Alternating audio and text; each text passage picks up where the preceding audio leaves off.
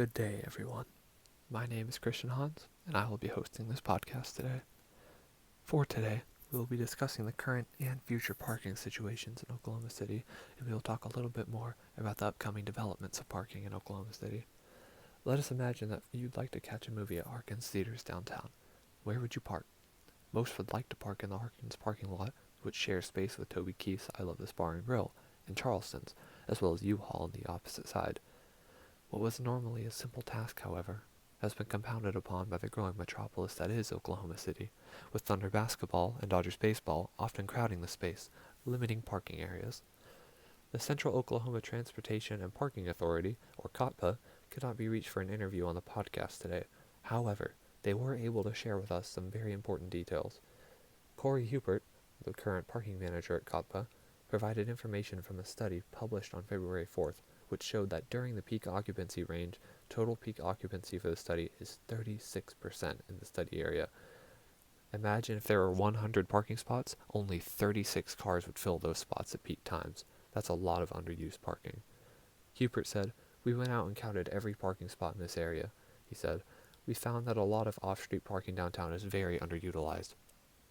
The peak occupancy in this area is from 12 to 3 p.m., except for in the Bricktown area, where the peak occupancy time is from 3 to 6 p.m. The study area in question is a grid from 13th Street in the north all the way south to 3rd Street, or Oklahoma City Boulevard, and from I-235 in the east all the way west towards Classen Boulevard.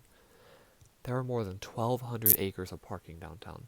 Just for reference, a football field measured from end zone to end zone is only 1.32 acres. The primary observations of the study found 6 things of importance, with the first being the aforementioned underutilization of off-street parking, and the increasing demand for on-street parking being the second.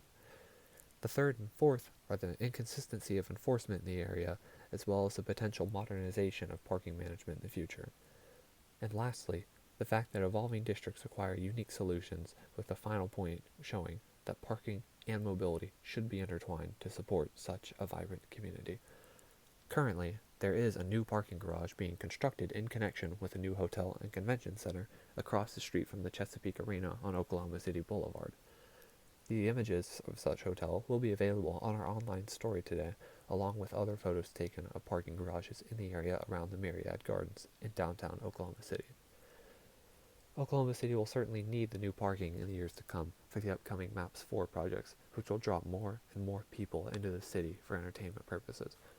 These issues with size were highlighted in Mayor David Holt's State of the City this year, with him saying, "To illustrate this, last year I picked a handful of cities you could simultaneously fit inside of Oklahoma City. This year I have picked some new cities just for the shock value.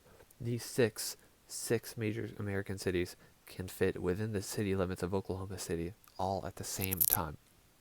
Atlanta, Georgia, Baltimore, Maryland, Seattle, Washington, Portland, Oregon, and Cincinnati and Cleveland, Ohio. So you can imagine the challenges this creates across our city services." End quote.